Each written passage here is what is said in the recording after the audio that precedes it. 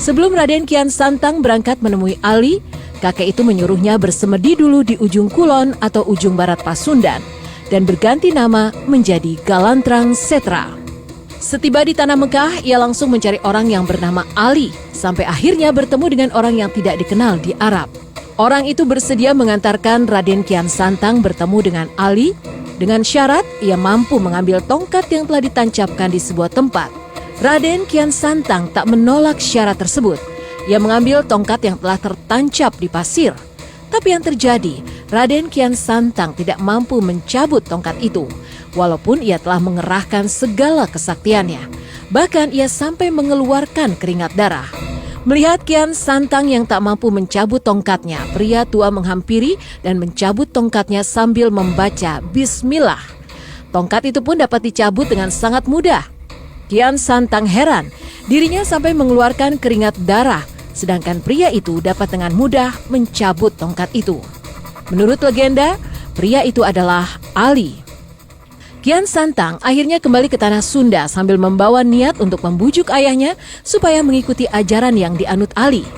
Sesampainya di Pajajaran, ia menceritakan kejadian yang dialaminya selama di Mekah. Akhirnya, ia berharap ayahnya bersedia mengikuti ajaran yang dianut Ali. Namun, Prabu Siliwangi menolak ajakan putranya itu. Kian Santang sangat kecewa mendengar keputusan ayahnya. Karena dapat penolakan dari sang ayah, ia kembali ke Mekah. 7 tahun kemudian, Kian Santang kembali ke Pajajaran. Ia mencoba lagi membujuk ayahnya. Mendengar putranya ingin kembali, Prabu Siliwangi menyulap keraton Pajajaran menjadi hutan belantara. Kian Santang sangat kaget melihat keraton Pajajaran telah berubah menjadi hutan rimba. Dalam hatinya ia yakin, ia tidak mungkin salah. Di tempat itulah keraton berdiri. Setelah mencari ke sana kemari, akhirnya ia menemukan ayahnya dan para pengawalnya keluar dari hutan. Dengan nada hormat, Raden Kian Santang berkata pada ayahnya, "Mengapa ayahanda tinggal di hutan? Padahal ayahanda adalah seorang raja." Lalu Raden Kian Santang menanyakan apakah pantas seorang raja tinggal di hutan dan tetap mengajak untuk kembali ke keraton.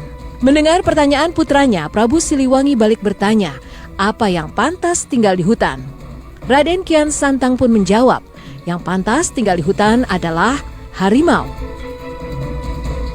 Konon Prabu Siliwangi beserta para pengawalnya tiba-tiba berubah wujud menjadi harimau. Raden Kian Santang menyesal telah mengucapkan kata harimau, hingga ayah dan pengawalnya berubah menjadi harimau.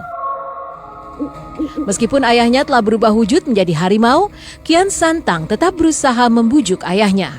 Namun harimau-harimau itu tidak mau mendengarkan ajakan Kian Santang.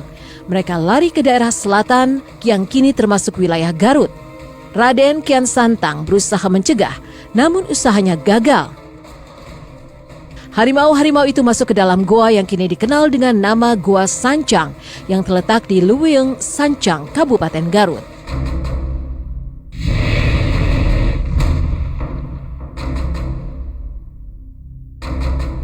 Masih banyak legenda dan kisah mistis yang menarik untuk disimak. Pastinya akan membuat pemirsa semakin penasaran akan kebenarannya. Legenda-legenda yang masih menjadi misteri dan kisah mistis tersebut akan kembali sesaat lagi. Hanya di Legenda Sang Penunggu.